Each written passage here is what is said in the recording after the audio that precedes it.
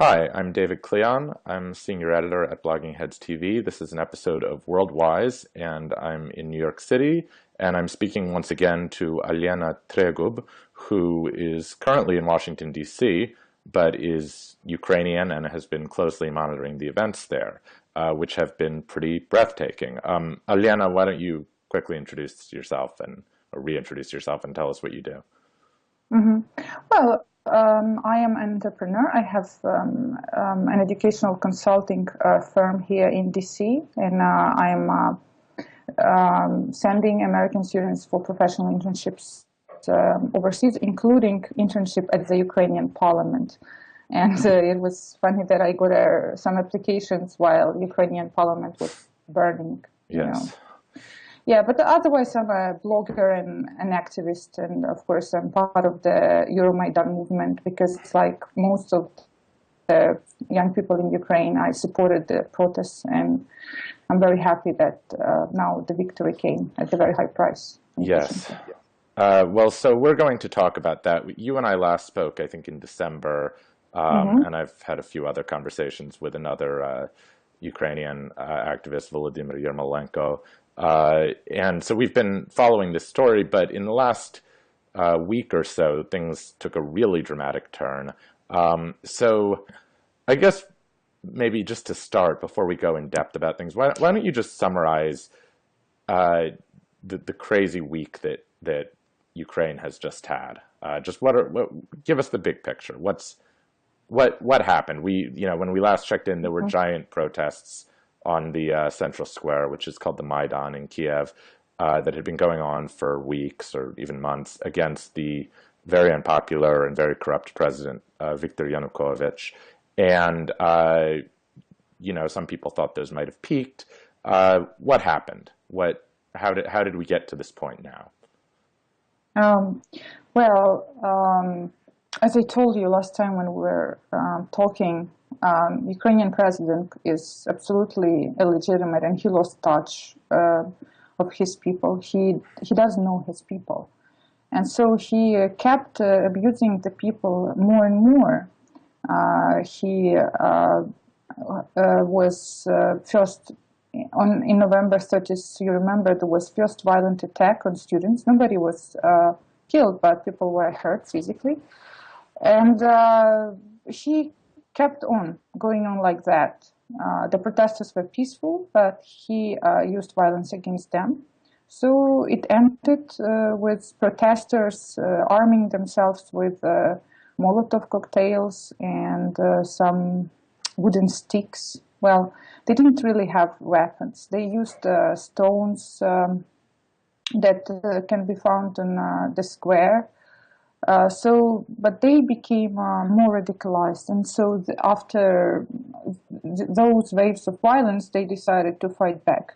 But of course, you cannot fight back serious riot police with military ammunition when you only have a stick and a shield made of some wood, And so those people who were killed, unfortunately, they were more than 100 people. And almost every one of those who were killed, they were absolutely unarmed civilians. But they were wearing helmets. But you, of course, wear helmets in such protests because the police is throwing grenades all the time. And those grenades, they are supposed to be thrown some distance away from the protesters, not to hurt them. But police was absolutely violating those rules, and they were throwing them directly into face of people. And so a lot of people lost their eyes because of also rubber bullets. They were shooting them directly into eyes. And a lot of people, because of those grenades, lost their arms and limbs. Yeah. Yeah, So no, there are the casualties are like more than 1,000 people badly hurt, injured. and and more than 100 people dead. And Oh, still, there are I don't know, around 70, 50 people missing. So right now in Ukraine, the call is for all activists to go and look for those missing people because we're afraid that they are also dead. And now today there were very disturbing images released that some of the protesters were captured by thugs who were hired by the government, and those thugs, they were just torturing them, and they even cut heads. God. Yeah, no, the images that we've seen in American media have been, I guess you've seen too, are really grisly and awful, and of course the city of Kiev, or at least the areas around the central square, the Maidan, have been in flames, and it's been a kind of hellish landscape that got a lot of circulation on social media. Is there? I know you're not there, but how extensive is the actual damage to the city of Kiev? Well, to the city, there is not much damage. It can be all restored. The pavement, this stones on the square, and there are several buildings burned, but they are not completely destroyed because they were made of stone, so they can be rebuilt. No, we don't talk about damage to Kiev. We talk about damage to Ukrainian people. Yes. Yeah, it's a huge wound for people. For the nation, Ukraine never saw anything like that in its modern history. Ukraine used to be a very peaceful nation, and we never had any violent moments like that.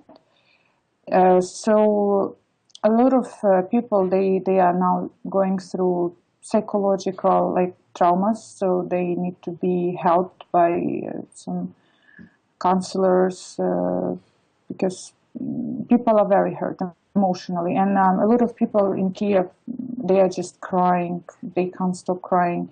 And if you look at the recent images from the central squares of Kiev, they are all covered with flowers because people, they keep bringing flowers over and over because what I think people who are alive, who didn't die in those protests, feel that we are all guilty for those deaths because we we let the situation to be like that. We let this president to exist. Somehow he was elected by mistake. How he was elected if he was in prison before? He was a criminal. Right. And but society somehow was passive, not not active enough, and society allowed all that to happen, him to gain more and more power every year, to the extent when he became a bloody dictator. Those people, they died for all of Ukrainians to live better. So everyone feels this, I think. Well, so let's talk a little bit about Yanukovych then. First of all, so what's actually become of him? What are the latest rumors? He, we saw that he apparently fled Kiev, fled the home he lived in. There have been incredible photos of that home circulating online. This palatial estate with a restaurant in the shape of a pirate ship and a huge collection of old cars. And I mean, he clearly amassed enormous amounts of wealth while he was in office. Now where is he, and what's going to happen to all that? So right now, Yanukovych and members of his team, or his gang to be more precise, they are all in hiding. Or Yanukovych, the rumors were that he was hiding at the military base of Russian Sea Fleet in Crimea. So basically, technically, he was in Ukraine, but on the territory that belongs to Russia.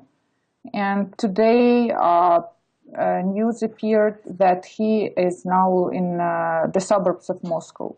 Right, but is that confirmed that he's there, or is that just a rumor? It's not confirmed, but he is somewhere. He is somewhere. Definitely, he is somewhere next to the sea. Because if he wasn't able to fly to Moscow because his plane didn't let his plane through, so he tried to go by sea. That's what we know. He couldn't go over land from Kiev to Moscow? or he But can go over land. But people were thinking that he was trying. There were some rumors that there is some ship which he was trying to board. There were pictures of the ship. A lot of this question about where all these people are. I don't have an answer to this question.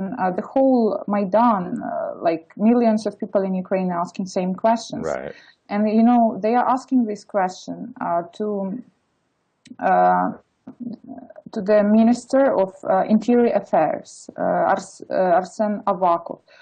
He became a minister after this revolution happened, but many people have some doubts about him. And why? Because for some reason, he had a very important task to actually capture all those criminals, all those mass murderers. And he captured only part of them. And part of them just fled, another part were not even charged. So people think that it's a selective justice. So today, just 1 hour ago, people on Maidan were demanding him to go, to leave, because they don't trust him. And they think that Yanukovych managed to escape because currently the transitional power in Ukraine belongs to opposition party, which Tymoshenko is the head of this party formally. But Right. This is Yulia Tymoshenko. We'll talk about her in a second. yeah, But, yeah. her party. And people think that they are not genuine, they are not sincere in their intention to capture all the Yanukovych gangsters, because they know that those gangsters they know a lot about them, because they are all kind of united. They are not completely two different teams. People think that you can't trust them to capture Yanukovych because they are not pure themselves, and Yanukovych has a lot of things to tell about them if he goes on the trial. Oh, that makes sense.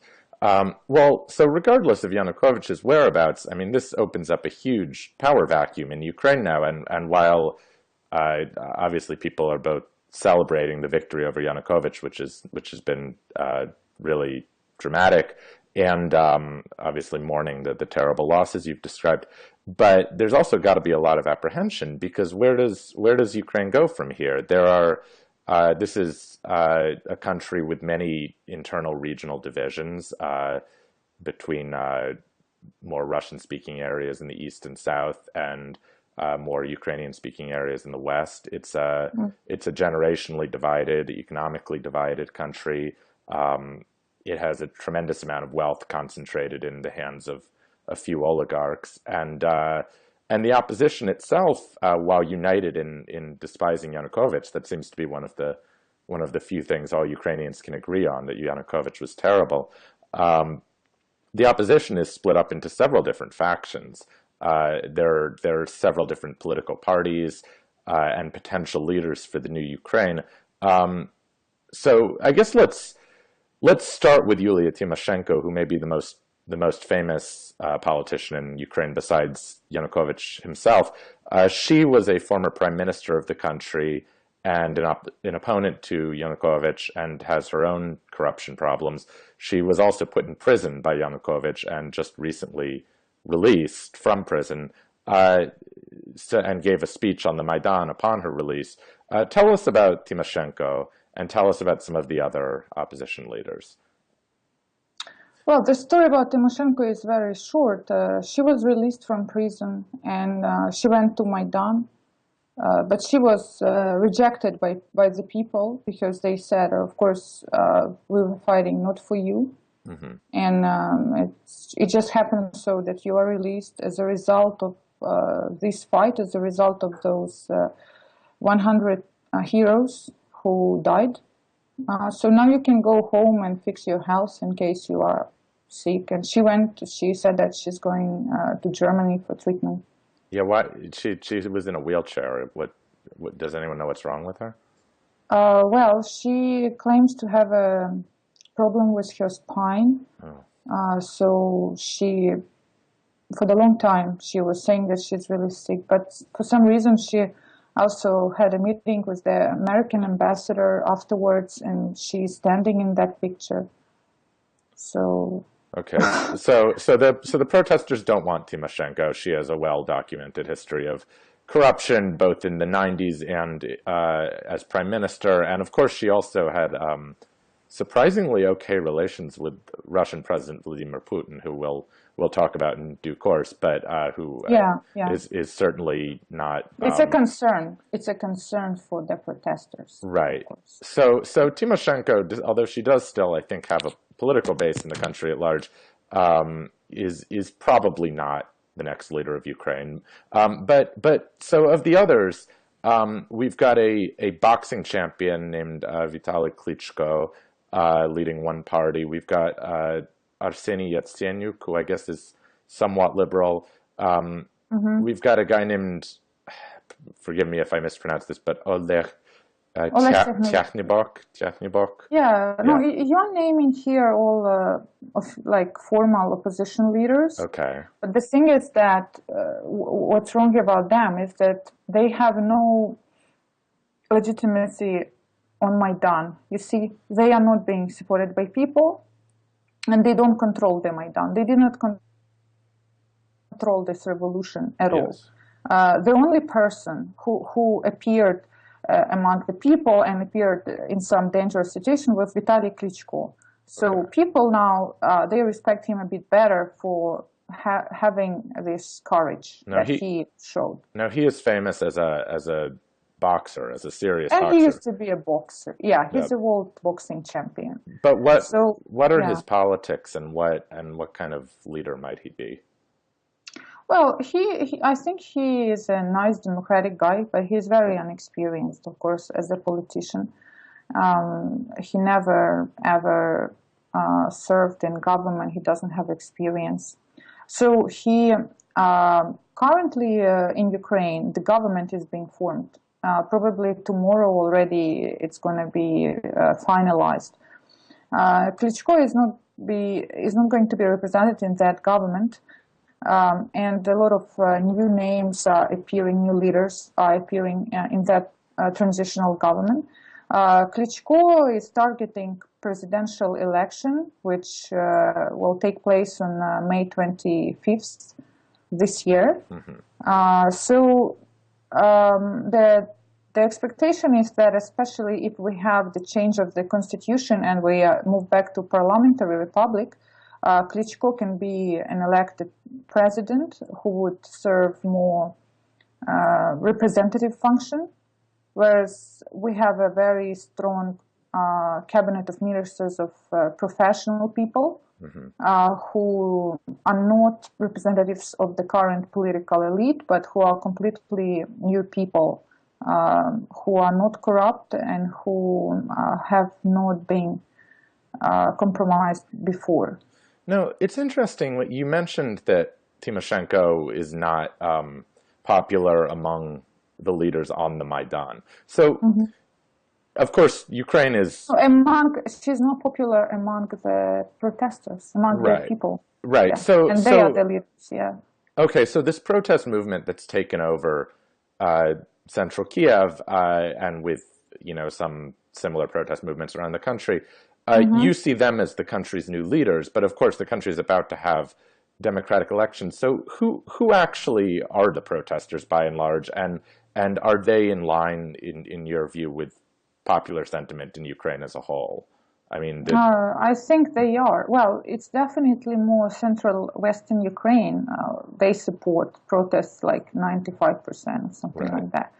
But you see, there was an attempt by Yanukovych to split Ukraine, but it failed because Kharkiv and those big industrial cities in the east of Ukraine, they said that they are with Ukraine, and there were mass protests there, for example, in Kharkiv, in Dnipropetrovsk, of people who were saying that they were supporting Maidan and they will never want to be a separate territory, and they are together with the people in Kyiv.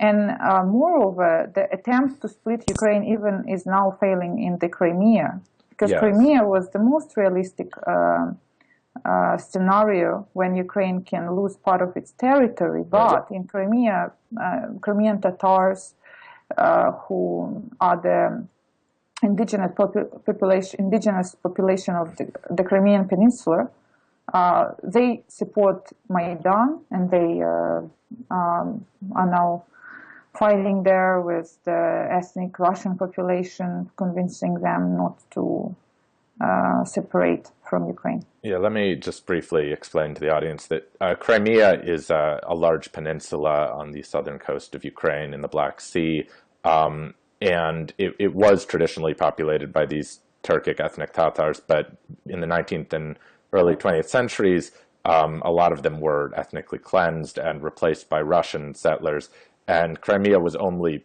made part of the Ukrainian Republic, I think, in the 50s under Khrushchev. Is that right?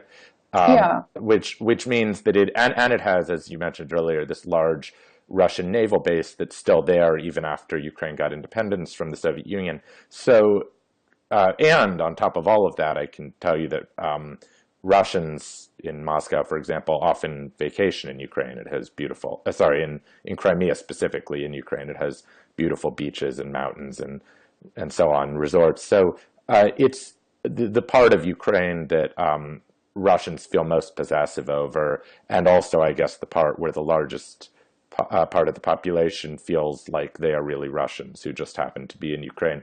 But there are other parts of the country besides Crimea in the southeast, for example, a region called the Donbass, which is very industrial and very heavily ethnically Russian. In the new government, these areas were traditionally Yanukovych's base of support. Now, he may have even lost popularity there just because he was a bad president, but who would represent these parts of the country in a new government? Do they have representation? Do they have anyone speaking for them going forward? Well, they are being currently represented in the Ukrainian parliament. Don't forget that even after the revolution, half of the parliament belongs to Party of the Regions, although which is Yanukovych's party. Which is Yanukovych's party. Yeah. Those people are being they are being very much condemned by Ukrainians in Kyiv especially, and a lot of people are impatient, and it's hard for them to understand why the party whose leader is officially charged with mass murder is still exists and still in the parliament. But well, I had heard they were rejecting him, that the Party of Regions wants to scapegoat all of this on Yanukovych. And so many of them, of course, that's correct. Many of them said, we are not guilty. It's just our leader happened to be this bad guy. So do they have a new leader lined up or anyone plausible? No, they don't have any new leader right now. They just stay as a faction, biggest faction in Ukrainian parliament, and they will stay like that till we have re-election of the parliament. People are calling for parliamentary re-election, not only presidential. But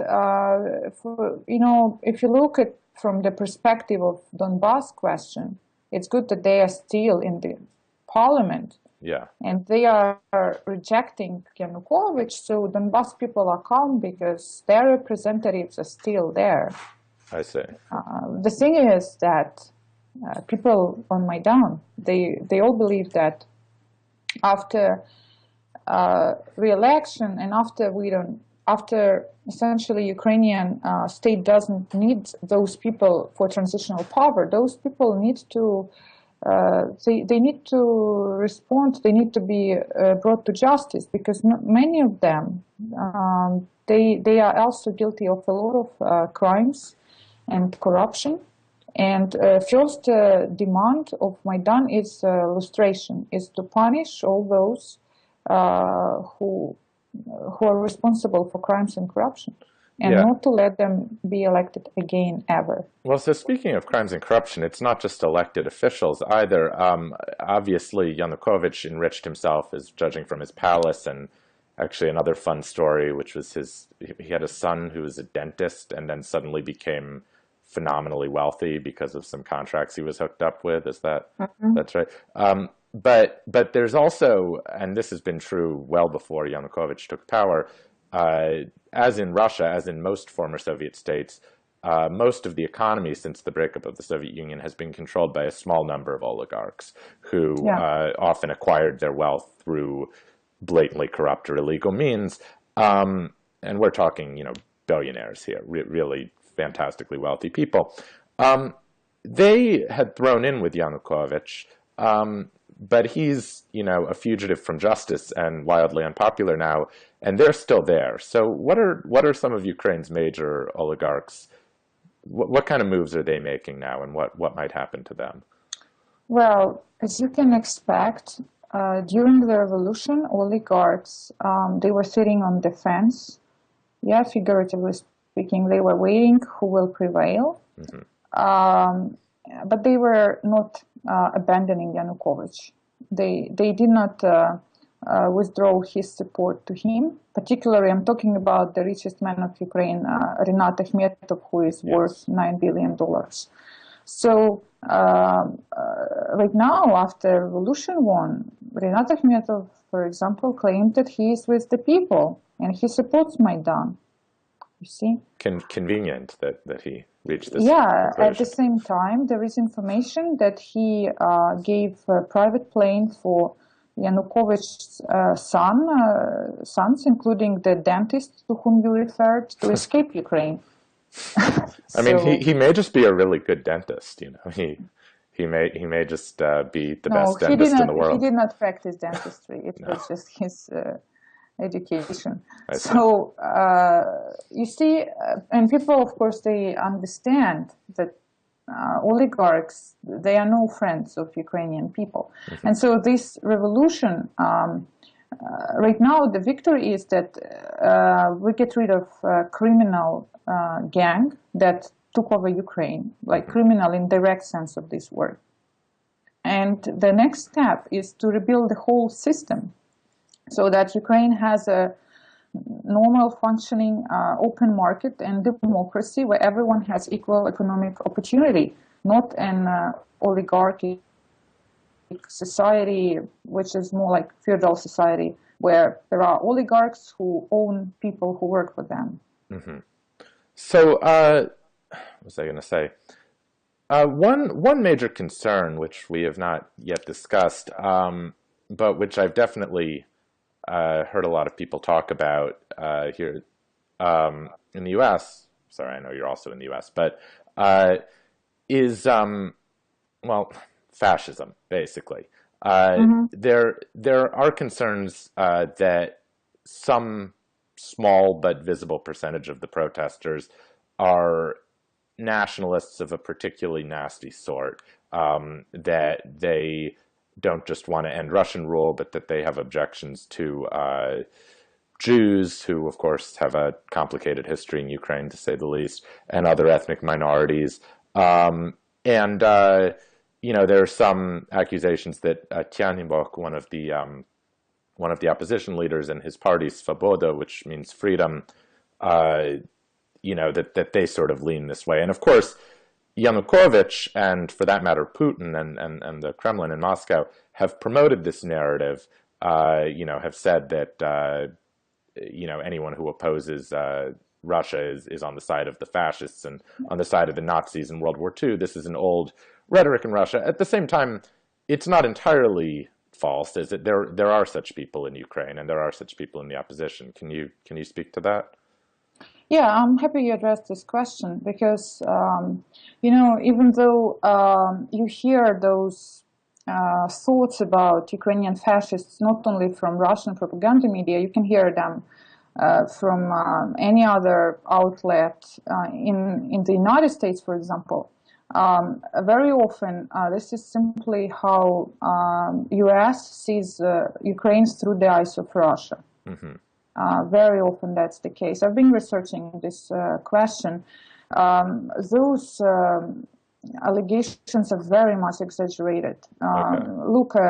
If you look at people who died for Ukraine, part of them, like 1/3 of them, were from southern Ukraine, and they were Russian speakers. Yeah. So they were fighting people from Donetsk, Dnipropetrovsk. They were fighting against Yanukovych. They were fighting against dictatorship, criminal regime, oligarchic state, corruption. Right. Not against Russian language or Jews. And also, to your knowledge, there is a Jewish Sotnya. Sotnya, it's a 100, it's a unit, because the whole Maidan, it is divided into units made of 100 people. Okay. So there is a Jewish unit on Maidan. So there's Jewish yes, participation there are a in lot the of protests. Jewish protesters, Okay. and a lot of Jewish who support those protesters. A lot of Russian speaking. A lot of Russian and speaking avowedly so, as Jews, like they're the official Jewish group of protesters that's showing up to do this under that name. Yes. Interesting. Yeah, they are. You can look it up. I can send you information about them. We were actually calling. I was talking to Euromaidan in Ukraine and telling them that there are those propaganda messages being spread not only in Russia about them, but in the West and in the world in generally. And they should address this issue by making their Jewish leaders more visible and give them more publicity so that people see it's not true that they are anti-Jewish. I see, but what about the people who are? I mean, you said they were exaggerated, these claims, not quite that they were false. There are some people in Ukraine, I mean, and visible and organized and on the Maidan who really, I mean, I've seen a picture. I think of one. They've been taking down a lot of Lenin statues all over the country, and I saw a picture of a toppled Lenin statue, but someone had written some graffiti next to it, about victory, and they drew the symbol of the Nazi SS there. I mean, there is such a political movement in Ukraine, right? It's very marginal. It's marginal. It's very, it's not definitely a movement that would get any votes, or this is some marginal, some small groups of some hooligans who don't even understand sometimes what that sign means. Okay. And regarding Ternebok Svoboda, they were not leaders of Maidan. Ternebok, by the way, his political career will probably end as a result of Maidan, because he didn't show himself as a courageous leader, unlike Klitschko.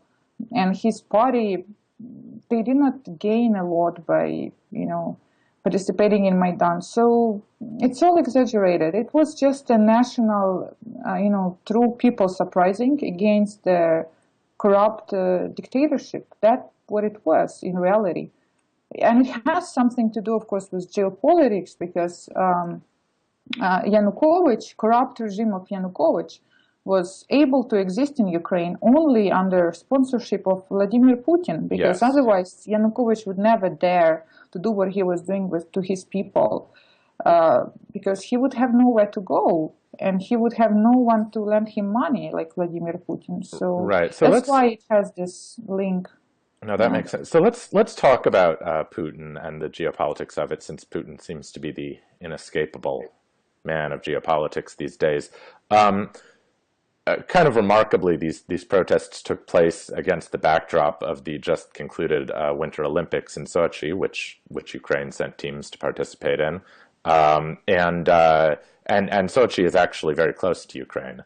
And these Olympics were meant, a lot of people thought, as a kind of giant display of Putin's power and of Russia's revival on the global stage, which makes it kind of richly ironic that Putin lost a friendly client regime to a popular revolution in the middle of them, and I'm sure he's not too happy about that. That said, I had heard that Putin may have actually, in the end, facilitated Yanukovych leaving power, that he may have accepted that was going to happen and played some role. Can you talk a little more about what Putin's been up to with regard to Ukraine the last few days? There are a lot of pieces of conflicting information in this regard. It is clear that the documented facts that we have is that there was a consultant from Russian FSB who came with his This is the team to Russian intelligence service, the heir facilitate. to the They came to, KGB. yeah, they Yeah. came to facilitate Yanukovych to disperse the protest, and people even found documents in which hotel he was stationed, who paid for his accommodation, and so it's a fact that there were Russian experts involved, Russian government experts involved in helping Yanukovych. Mm-hmm. But people also, there were speculations that maybe it was Putin who provoked violence in Ukraine, because people, for a long time, people could not believe that those who were shooting and killing Ukrainian citizens, that they had the same passport. Uh-huh. They thought those were Russians. That's what they thought. And new release of information when those snipers who were supposedly shooting Ukrainian people, where they give an interview and they say that we think there was some third external force involved because we didn't kill anyone. We were not shooting, someone else was shooting, we don't know who was shooting, so you need to look for someone, I don't know. But I don't believe that. I think that Yanukovych, he orchestrated this violence, and I think Putin was even displeased with how Yanukovych was tackling this, because it was so stupid, and it backfired. Right. Yeah, that's my impression, that Putin, although he saw Yanukovych as a client, and is certainly against the protesters, Putin doesn't actually like Yanukovych very much. No, he never liked him. Sees him as unreliable and kind of an idiot, which he does seem to be kind of an idiot, doesn't he? Well, yeah, an idiot who killed almost 200 people. Yeah, unfortunately, yeah. So Putin is definitely looking for ways right now how to put his hand on Ukraine back, because he's now losing it. And, right, and I've seen I've seen that he, I think just today he announced there were some military exercises near the Ukrainian border. Mm-hmm. I mean, he's there's a lot that Putin can do to mess with Ukraine, right? I mean, of course. So even if he doesn't attack Ukraine, which many people in Ukraine believe he will not dare. Mm-hmm. Doing, because Ukraine is not Georgia. Georgia was small and not so close to Europe. Right. Although he did invade it in the middle of the Olympics. Olympics. But, yeah. So a lot of people were afraid he'll do the same with Ukraine. My personal opinion, analysis is that he's not gonna go that way, because it's too risky.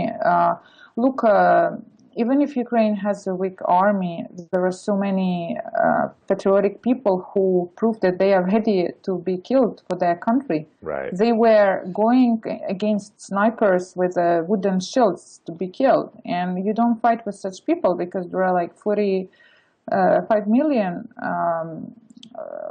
It's a huge country. It's a huge country. So, well, and the optics would not be great, because, I mean, Russians...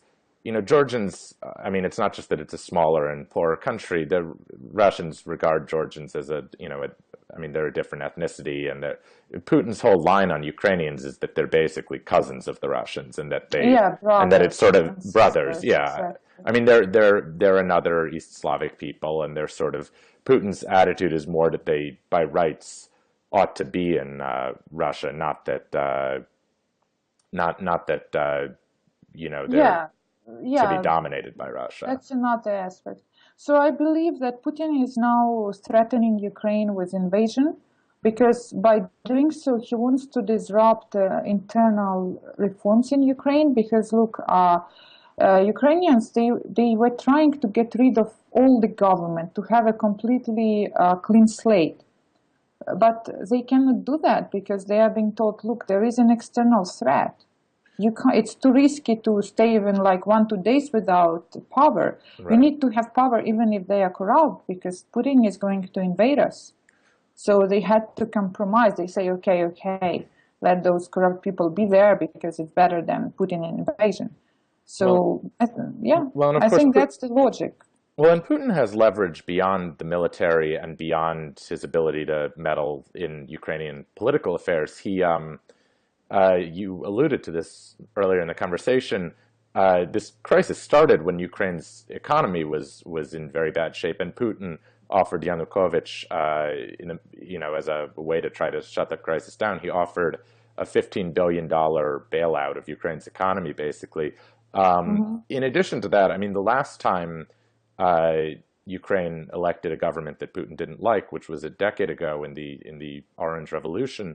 Uh, Over the next few years, I think at least twice, Putin uh, caused energy shocks that Yeah. disrupted Ukraine's economy because, Russia is a major producer of oil and natural gas, and Ukraine imports it below international market value. So what is to stop Putin from seriously interfering in Ukraine's economy going forward? And is there anything that Europe or the United States can do to prevent that? Well, definitely. The thing is, I believe Ukraine at this moment it's pretty much defenseless against such a big power as Russia, as Putin. And during this whole revolution, Ukrainian people were left on their own. Europe did not support Euromaidan. United States didn't support them. Nobody, and they were fighting against all odds. So they now have their small victory, and they are moving in this direction towards becoming a European democracy.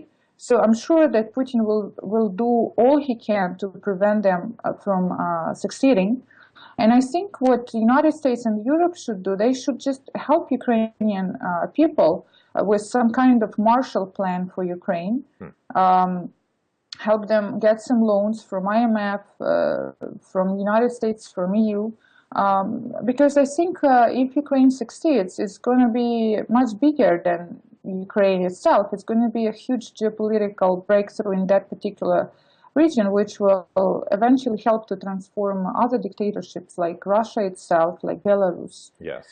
Because that's what Putin is afraid. Putin doesn't want Ukrainian government to have real reforms and change, because it's going to be a precedent of success. Can you imagine that people took over the power and they are successful? What Russians will think about it? Right. Will Russian And this is regime not will be sustainable? this is not an abstract concern of Putin's. I mean, for the last more than 2 years now, Putin has been facing very large demonstrations and a dedicated, if mostly concentrated in Moscow, opposition. And I think there was even some of that around the Sochi games, with the Pussy Riot and everything. And I think in Moscow now, simultaneous protests, they were supporting Ukraine, and they were even yelling like same slogans as Ukrainian revolutionaries, like enough of the gang, something like that, like anti-criminal, because essentially Putin regime is also criminal in many aspects. yes. We should probably wrap up soon, but one last thing. Yeah.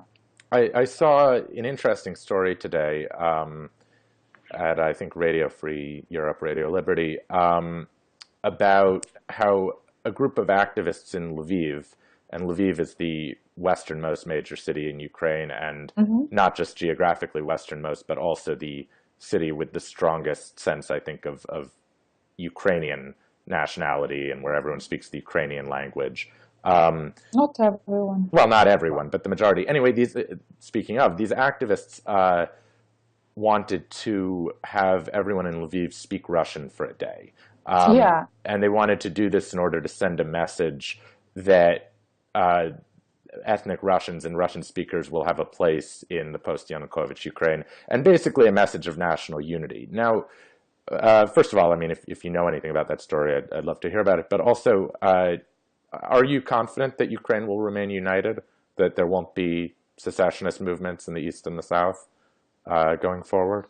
Well, I think the majority of Ukrainians wanted to be united. I'm not confident it will remain united. By the way, we talk about Eastern Ukraine who doesn't want to support Maidan many times. We talked about that, but there are people in Western Ukraine who say that if we don't get rid of Eastern Ukraine, we will never succeed, because those people in the East, they are slowing us down, like by decades.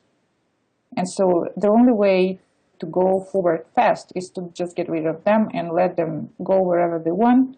We want to separate. If you read some Lviv newspapers, you will find a lot of opinions like that. So to answer your question, it will depend on how the reforms will go. If this revolution, if this small victory eventually will turn into something that we had after Orange Revolution, I think we'll have another revolution in Ukraine when people will say that's enough and we don't want to do anything with like Eastern Ukraine or the Russians, and it's going to be much more radical than this time. This is why I'm very afraid about the failures of those who want to reform Ukraine, because this time Ukraine has to succeed. Because if it doesn't, it's going to be like Bosnia, or it's going to be much more violent scenario. And I think Europe and United States doesn't want to have another Yugoslavia scenario in the center of Europe, and that's why they are also I call them to help Ukraine to succeed in reforming itself. That makes a lot of sense. I guess we should probably end then. Is there anything you want to say before we go? Or? No, David, that's it. I think you are pretty well informed yourself. You have informed questions, so well, thank you. That's it. Yeah, we'll just watch Ukraine, and it's good if you follow some tweets directly from activists on the ground rather than watching Russian media. Russian media, they went over the top this time with distorting information when they were just calling black white and vice versa. Ukrainians are pretty much shocked about how Ukraine is being covered. But I think the West already partially understood that Russia is just playing very brutally. Yeah. Without any rules. Russia has always been good at playing brutally. So, okay, well, thank you so much, Olena. This has been very informative, and I am watching, but I think lots of people are now watching Ukraine very closely. I mean, there's no one has any idea where this country is going to go, but it's been an incredible couple of weeks. So yeah, it's only the beginning. That's what I'm saying. It's going to be a lot of interesting news from Ukraine coming in the next year, I think so. No doubt. Well, we'll have to do this again sometime. So thank you so much. Thank you, David. Bye-bye.